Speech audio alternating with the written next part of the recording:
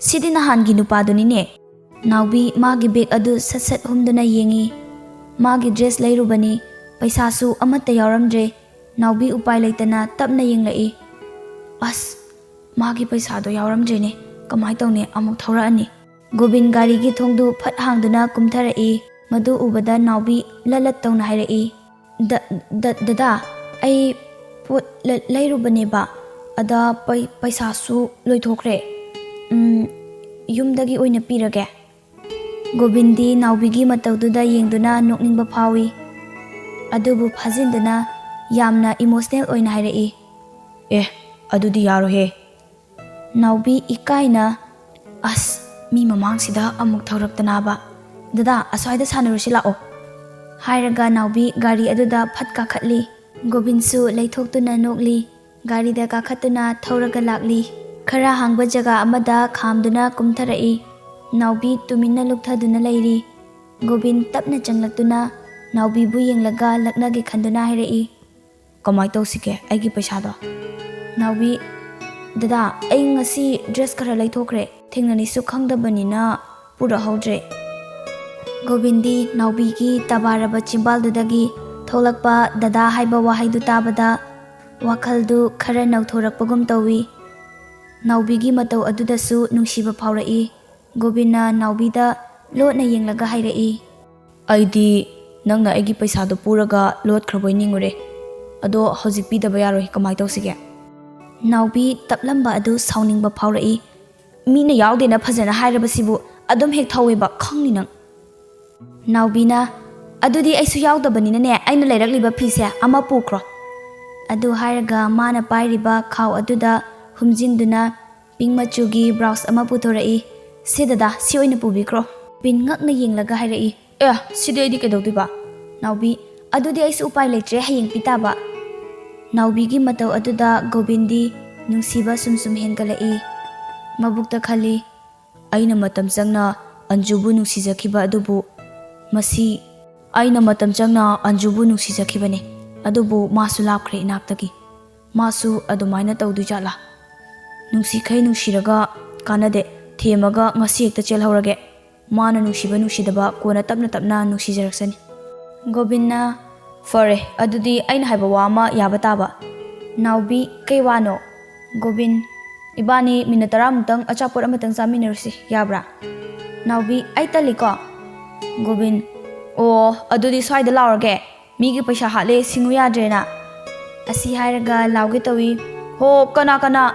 Naubi sachin sinduna makut macha aduna machin meli ai yarage ba mina yarage hairaga. Gobinna adonga saina hayu yadro lao. Asi hairaga gari gi thongdo hangdoktuna naubi bu tonghali aduga thongdo amuk lonsili. Gobin khara chathoklakpaga phone tawduna hai ai Gobin designer melgi founder Gobini manager aduna sir kari takpigadaba. Gobinna nangi hotel da yamna special oiba room ama arrange taw.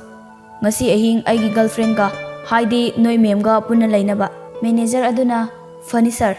Gobin ai hojik laani. Asi hairaga thamkre. Gobin amuk gari thawba hawi. Manager duna somda staff singda haiduna yamna special oiba room ama sinkre. Gari manungda anidu tumina tongi. Wa amata ngangnade. Naubi tumina murum soli. Gari nupano sibo ngaubra khangdi. Naubina solibadu Gobin khara tai. Adubu tasinadaba saraga hanglai murum sondui saru sat harakpa yadro.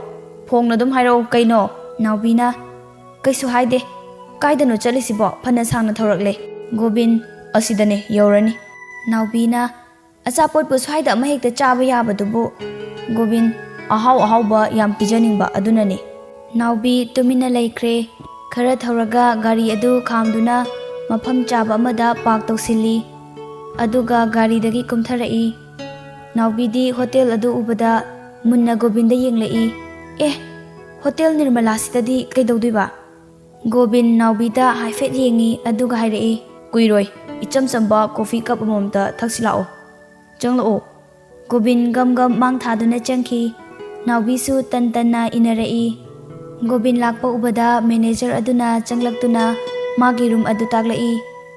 Anidu wa machet amata ngangnade tumina lakminai ꯂꯤꯞꯇ ꯀꯥꯈꯠꯂꯛꯇꯨꯅ 4th ꯐ꯭ꯂꯣꯔꯗ ꯆꯪꯂꯛꯏ꯫ Room ꯃꯅꯨꯡ ꯍꯦꯛ ꯆꯪꯕꯗ ꯌꯥꯝꯅ ꯐꯖꯅ arrange ꯇꯧꯔꯝꯃꯤꯕ ꯑꯗꯨ ꯎꯔꯦ꯫ ꯔꯨꯝꯗꯨꯒꯤ ꯍꯦꯛ ꯃꯌꯥꯏꯃꯛꯇꯗ VIP table white ꯃꯆꯨꯒꯤ ꯐꯤꯅ ꯐꯖꯅ ꯀꯨꯞꯇꯨꯅ ꯊꯝꯂꯤ꯫ ꯃꯊꯛꯇꯅ ꯐꯖꯔꯕ ꯅꯤꯡꯊꯤꯖꯅ ꯄꯤꯛꯇꯛ ꯇꯧꯕ ꯒꯝꯂꯥ ꯃꯔꯤꯁꯨ ꯁꯥꯏꯠ ꯃꯔꯤꯗ ꯊꯝꯂꯤ꯫ ꯒꯣꯕꯤꯟ ꯍꯥꯟꯅ ꯆꯪꯁꯤꯟꯗꯨꯅ ꯇꯨꯃꯤꯟꯅ ꯐꯝꯂꯤ꯫ ꯅꯥꯎꯕꯤꯁꯨ ꯇꯞꯅ ꯆꯪꯂꯛꯇꯨꯅ ꯐꯝꯃꯤ꯫ ꯒꯣꯕꯤꯟ ꯃꯃꯤꯠ ꯑꯗꯨ ꯅꯥꯎꯕꯤꯗ ꯍꯥꯏꯐꯦꯠ ꯌꯦꯡꯂꯛꯏ꯫ ꯑꯗꯨꯒ ꯇꯞꯅ ꯋꯥ ꯉꯥꯡꯂꯛꯏ꯫ ꯌꯥꯝ ꯍꯩꯅꯗ꯭ꯔꯕ? ꯅꯥꯎꯕꯤ: ꯀꯩꯁꯨ ꯇꯧꯗꯦ꯫ ꯒꯣꯕꯤꯟ: ꯑꯗꯨꯒ ꯀꯩꯒꯤ ꯇꯨꯃꯤꯟꯅ ꯂꯩꯔꯤꯕ? ꯅꯥꯎꯕꯤ: ꯀꯩ ꯍꯥꯏꯌꯣ ꯍꯥꯏꯕꯅꯣ? ꯒꯣꯕꯤꯟꯅ: ꯑꯃ ꯍꯦꯛꯇ, ꯅꯪꯅ ꯈꯔ ꯅꯨꯡꯉꯥꯏꯕ ꯑꯃ꯫ ꯅꯥꯎꯕꯤ: ꯌꯨꯝ ꯍꯜꯂꯁꯦ, ꯅꯨꯃꯤꯠ ꯇꯥꯈ꯭ꯔꯅꯤ꯫ ꯒꯣꯕꯤꯟ: ꯉꯥꯏꯈꯣꯍꯦ, ꯋꯥꯔꯤ ꯉꯥꯛ ꯁꯥꯟꯅꯈꯤꯁꯤ꯫ ꯅꯥꯎꯕꯤ ꯀꯔꯤꯝꯇ ꯈꯨꯝꯗꯦ, ꯑꯗꯨꯝ ꯇꯨꯃꯤꯟꯅ ꯂꯩ꯫ ꯒꯣꯕꯤꯟꯅ ꯍꯥꯏꯕ ꯍꯧꯔꯛꯏ꯫ ꯅꯪꯒꯤ ꯈꯪꯅꯕ ꯅꯨꯄꯥ ꯂꯩꯕ꯭ꯔꯥ? ꯅꯥꯎꯕꯤ ꯋꯥꯍꯪꯗꯨꯗ ꯌꯥꯝ ꯉꯛꯅ ꯁꯠ ꯂꯥꯎꯅ ꯒꯣꯕꯤꯟꯗ ꯌꯦꯡꯂꯛꯏ꯫ ꯀꯩꯒꯤꯅꯣ ꯑꯗꯨ ꯍꯪꯉꯤꯗꯣ? ꯒꯣꯕꯤꯟꯅ: ꯃꯔꯝ ꯂꯩ, ꯍꯥꯏꯔꯛꯑꯣ꯫ ꯅꯥꯎꯕꯤ: ꯑꯩ ꯌꯥꯝ ꯑꯉꯥꯡ ꯑꯣꯏꯔꯤꯀꯣ, ꯑꯗꯨꯒꯨꯝꯕꯒ ꯑꯃꯠꯇ ꯂꯩꯖꯗꯦ꯫ ꯒꯣꯕꯤꯟ ꯍꯥꯏꯐꯦꯠ ꯅꯣꯛꯐꯦꯠ ꯇꯧꯔꯒ: ꯆꯍꯤ ꯀꯌꯥ ꯁꯨꯔꯒꯦ?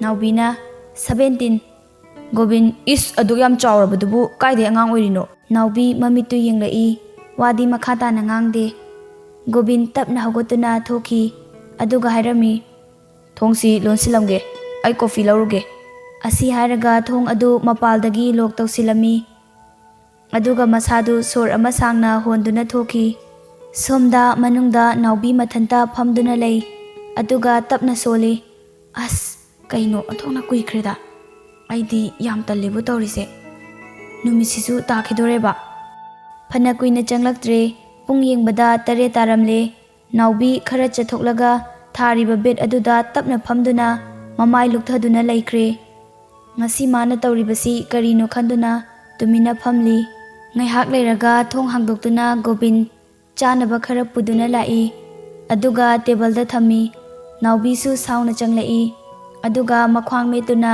ꯃꯨꯟꯅ ꯌꯦꯡꯗꯨꯅ ꯂꯩꯈ꯭ꯔꯦ꯫ ꯒꯣꯕꯤꯟ: ꯁꯦ ꯆꯥꯎ, ꯆꯤꯀꯟ ꯕꯤꯔꯌꯥꯅꯤꯅꯤ꯫ ꯅꯥꯎꯕꯤ: ꯀꯩꯅꯣ ꯅꯪ ꯇꯧꯔꯤꯁꯤ ꯍꯥ? ꯍꯧꯖꯤꯛ ꯄꯨꯡ ꯀꯌꯥ ꯇꯥꯔꯒꯦꯕ?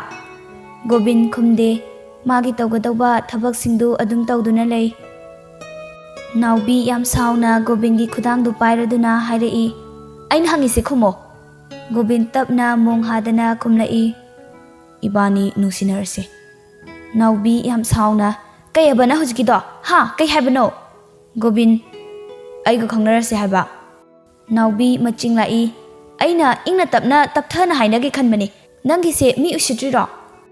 ꯒꯣꯕꯤꯟ: ꯎꯁꯤꯠꯇꯕ ꯅꯠꯇꯤꯌꯦ, ꯅꯪꯕꯨ ꯅꯨꯡꯁꯤꯕꯒꯤ꯫ ꯑꯗꯨꯒ ꯑꯩꯅ ꯇꯧꯔꯤꯁꯤꯅ ꯅꯪ ꯆꯦꯜꯂꯤꯕ꯫ ꯅꯥꯎꯕꯤ ꯈꯪꯍꯧꯗꯦ꯫ ꯃꯥꯒꯤ ꯃꯆꯤꯡꯗꯣ ꯂꯥꯛꯏ, ꯈꯨꯄꯥꯛꯅ ꯊꯥꯈꯤ꯫ ꯒꯣꯕꯤꯟ ꯈꯪꯍꯧꯗꯅ ꯃꯃꯥꯏ ꯑꯗꯨ ꯁꯠ ꯅꯥꯜꯂꯤ꯫ ꯅꯥꯎꯕꯤ: ꯃꯤ ꯎꯁꯤꯠꯇ꯭ꯔꯤꯔꯣ ꯍꯥ?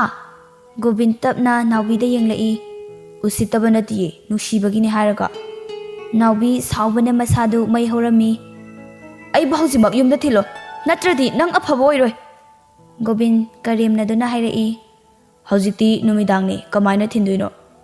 ꯅꯥꯎꯕꯤ: ꯑꯩꯅ ꯊꯤꯜꯂꯣ ꯍꯥꯏꯔꯗꯤ ꯌꯥꯝ ꯊꯨꯅ ꯊꯤꯜꯂꯨꯀꯣ ꯅꯪ꯫ ꯒꯣꯕꯤꯟ: ꯆꯦꯜꯂꯦ ꯍꯥꯏꯔꯒ ꯊꯤꯜꯂꯣ ꯍꯥꯏꯁꯤꯕꯨ ꯀꯩꯅꯣ? ꯅꯥꯎꯕꯤ ꯁꯥꯎꯅ ꯑꯃꯨꯛꯀ ꯈꯨꯄꯥꯛꯅ ꯊꯥꯔꯛꯏ꯫ ꯃꯤꯁꯤ ꯈꯔ ꯎꯁꯤꯠꯅꯁꯦ꯫ ꯑꯩꯁꯦ ꯅꯨꯄꯤꯅꯦꯅ ꯇꯧꯔꯤꯔꯣ? ꯅꯪꯒ ꯑꯩꯒ ꯀꯔꯤ ꯊꯣꯛꯅꯗꯅ ꯑꯩꯅ ꯅꯪꯅ ꯍꯥꯏꯕ ꯌꯥꯗꯣꯏꯅꯣ? ꯅꯪꯅ ꯉꯁꯤ ꯇꯧꯔꯤꯁꯦ ꯑꯩꯅ ꯄꯨꯟꯁꯤꯒꯤ ꯀꯥꯎꯅꯤ ꯈꯟꯕ꯭ꯔꯥ? ꯑꯩꯅ ꯌꯥꯝ ꯊꯨꯅ ꯍꯥꯏꯔꯤꯁꯤꯅꯤ, ꯑꯩ ꯌꯥꯝ ꯊꯨꯅ ꯊꯤꯜꯂꯣ ꯍꯥꯏꯔꯤꯁꯤನಿ ꯅꯪ꯫ ꯑꯩꯅ ꯁꯛ ꯁꯨꯈꯪ ꯈꯪꯗꯕ ꯅꯪꯕꯨ ꯌꯥꯝꯅ ꯆꯝꯅ ꯈꯜꯂꯨꯗꯨꯅ ꯂꯥꯛꯈꯤꯕꯅꯤ꯫ ꯑꯗꯨꯕꯨ ꯅꯪꯗꯤ ꯃꯁꯤꯒꯤ ꯑꯣꯟꯅ ꯇꯩꯅꯕꯗ ꯅꯁꯥꯒꯤ ꯑꯣꯏꯖꯕ ꯊꯤꯕ ꯌꯥꯝꯅ ꯇꯣꯟꯕ ꯃꯤꯁꯛ ꯑꯃ ꯑꯣꯏꯔꯝꯂꯦ꯫ ꯑꯩꯕꯨ ꯅꯪꯅ ꯉꯁꯤ ꯇꯥꯠ ꯇꯧꯗꯨꯅ ꯈꯨꯗꯨꯝ ꯆꯜꯂꯕꯁꯨ ꯃꯇꯨꯡ ꯇꯥꯔꯛꯄꯗ ꯑꯩꯕꯨ ꯐꯪꯅꯤ ꯍꯥꯏꯕꯗꯨꯗꯤ ꯄꯨꯟꯁꯤꯒꯤ ꯈꯟꯒꯅꯨ꯫ ꯑꯩꯅ ꯅꯪꯕꯨ ꯄꯨꯟꯁꯤꯒꯤ ꯉꯥꯛꯄꯤꯔꯣꯏ꯫ ꯑꯁꯤ ꯍꯥꯏꯔꯒ ꯅꯥꯎꯕꯤ ꯎꯄꯥꯏ ꯂꯩꯇꯅ ꯇꯨꯃꯤꯟꯅ ꯍꯥꯟꯅꯒꯤ ꯕꯦꯠ ꯑꯗꯨꯗ ꯃꯈꯣꯡ ꯌꯥꯟꯊꯗꯨꯅ ꯃꯃꯥꯏ ꯈꯨꯝꯖꯤꯟꯗꯨꯅ ꯀꯞꯇꯨꯅ ꯂꯩꯈ꯭ꯔꯦ꯫ ꯒꯣꯕꯤꯟ ꯉꯁꯥꯏꯈꯩ ꯊꯣꯏꯅ ꯈꯟꯖꯤꯜꯂꯨꯗꯕꯅꯤ꯫ ꯑꯗꯨꯕꯨ ꯅꯥꯎꯕꯤꯒꯤ ꯋꯥꯍꯩ, ꯅꯥꯎꯕꯤꯒꯤ ꯃꯇꯧ ꯑꯗꯨꯗ ꯃꯥꯁꯨ ꯅꯨꯡꯉꯥꯏꯔꯛꯇꯕ ꯑꯃ ꯐꯥꯎꯔꯛꯏ꯫ ꯆꯤꯌꯔ ꯑꯃ ꯄꯥꯏꯗꯨꯅ ꯅꯥꯎꯕꯤꯒꯤ ꯃꯅꯥꯛꯇꯒꯤ ꯈꯤꯇꯪ ꯂꯥꯞꯇꯛꯅ ꯊꯥꯔꯒ ꯃꯥꯁꯨ ꯐꯝꯗꯨꯅ ꯅꯥꯎꯕꯤꯗ ꯍꯥꯏꯐꯦꯠ ꯌꯦꯡꯗꯨꯅ ꯍꯥꯏꯔꯛꯏ꯫ ꯅꯥꯎꯕꯤ꯫ ꯅꯥꯎꯕꯤ ꯀꯔꯤꯁꯨ ꯍꯥꯏꯔꯛꯇꯦ, ꯇꯨꯃꯤꯟꯅ ꯑꯗꯨꯝ ꯍꯥꯟꯅꯗꯧꯅ ꯂꯩ꯫ ꯃꯁꯥꯁꯨ ꯂꯦꯡꯗꯦ, ꯁꯨꯠ ꯇꯧꯗꯨꯅ ꯀꯞꯂꯤ꯫ ꯒꯣꯕꯤꯟ ꯌꯥꯝꯅ ꯇꯞꯅ ꯍꯥꯏꯔꯛꯏ꯫ ꯑꯩꯅ ꯅꯪꯕు ꯅꯨꯄꯤꯅꯤ ꯍꯥꯏꯗꯨꯅ ꯎꯁꯤꯠꯇꯕ ꯅꯠꯇꯦ, ꯑꯗꯨꯒ ꯅꯪꯕꯨꯁꯨ ꯑꯩꯅ ꯈꯨꯗꯨꯝ ꯆꯟꯒꯦ ꯈꯟꯈꯤꯕ ꯂꯩꯇꯦ꯫ ꯑꯗꯨꯕꯨ ꯅꯥꯎꯕꯤ, ꯊꯃꯣꯏꯁꯤꯅꯗꯤ ꯅꯪꯕꯨ ꯅꯨꯡꯁꯤꯔꯨꯔꯦ꯫ Naubi wasu macet amata ngangdana hanagi posisanduna hongdana adumak lairi. Gobin makha tarai. Aina khangzabada kallaba thamoigi mari kananasu thingba ngamdraba nungsibase ani sui. Hek uba matamda thamoigi mihul khongjel yankhatuna thawai hakchang lupna ahanba ubada nungsiba poklakpa. Amana tapna magi mawong matawna magunna nungsirakpa. Ani sigi marakta aigise ahanbagi sini. Ahanbagi nungsiba asidi yamna wai. Leifam safamsu khangde. Angawbaga pangkhak oi. Aina nangbu nungsibase asengbane minamba nate. Gobin mapisu tapna tarai. Naubisu Gobinna mapi tarakpaduda masada khangle. Ngasi Gobingi mittagi tariba pisi minamba nate oidaba nate mabu nungsibagi pini haiba thamoidagi tholakpa tasengba milu pirangni. Amakpa yaudana hairakliba wahaiduna Naubi sauramba adu khara phathaduna tapna hairai. Adubo aingonda wafam amatangdi phongdoklamba yaidana. Gobin mapi adu taithoktuna Naubida haifit yenglaktuna hairai. Aigi mamangi punsida yamna nungsijabi amakhak mangki ifamdagi. Madu aina nangi nafamdadi thokaningde. Handaki nangbu nungsiba asisu mangkrabadi ai mimanaroi haibasi ai isa khaktana khangi. Adubo hojikti aina nafamda soirubagi aina iran yajarabane. Nangna piba khuding ai harauna yajarage. Hojik ai kaidau haibano. Naubi wakhal ngaiha khallaga tapna hanglai. Ai budi tasengna nungsibibra. Paukum asi chimbaldagi tholakpadu pamde. Thamoidagi tholakpado pame. Gobin mapi ira cheladuna Naubida nungsina yenglai. Aigi magdraba thamoisidagi tholakpa nungsi wahai haibase karamna nafamda tamjagani. Asengba nungsiba asidi nungsinariba thamoi anidi soidana khangnaramgani. Nangi thamoida kari haina khalli. Naubi ngasi Gobingi matau adu ubada khanghaudana nungsiba ama phaurakhi. Mahak tasengna khangle madudi Gobingi nungsiba asi asengbani haiba punsida nungsiba masa khangjadribi Naubi ngasi magi thamoida hojikmak phaurakliba ihul adu nungsiba oiramba tai haibasi khalaki. Naubi kaplamba maithong khajiktang makalamlai. Mapi adusu taithoi aduga Gobinda hairai. Dada aidi yamna pangbane haini hairoi khangde.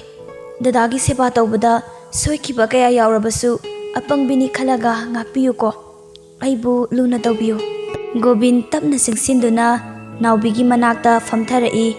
Aduga mamai adu makhutta inkhatuna tarakliba mapi adu taithokpi. Aina nangbu mikup amata wahaloi. Karigumba hiram amatangda nangna ifamdagi wahang hangningai jingnaba amata pokhaloi. Naubi Gobinda yengladuna khanghaudana chena konsilai. Aibu punsisimagi thadokpiganuko. Gobinsu Naubibu nungsina konbiri mathanungda. Ngaihak leiraga Naubi kolibadu sathadoi aduga ikaiduna mamai adu lukthaduna laiki. Gobinsu khangle Naubi ikaire haiba aduna tapna hairai. Chak charasira. Naubi chaningde haibagum mangak adu tapna hairai. Gobinsu haibada oiraroi khaladuna Naubibu faina thangatuna pui. Naubi purat ngakna yenglai. Gobin ngakano aise nangi nupane. Naubi ikaina Gobinna thangbadu adumak yare. Naubi sat hanglai. Dada nang ming kai kauge. Wahangduda pamlamba Gobin purat ngakna mamit adu Naubida yengkhalai. Naubi ikaina mamai leithoki. Gobinna Naubibu chanaba leiriba tebelduda thamduna chair ama chingthoktuna famali aduga hairai. Asifau he khangde. Naubi ikairamba adu khara mangkre. Kaidagi khangduino haisu haidana. Gobin haidrasu khangdone. Naubi tapna soli. Angawba sono chuba haisini. Chielinena menman amata hektade. Gobinna chicken biryani adu tapna Naubigi manakta insilai. Nofet tawraga hairai. Charo. Nangna tawgadaba aina oina tawrabaniko. Wahaiduda Naubi khara ikaiba phauradana amuk lukthaki. Gobin ikairuno charo haibane.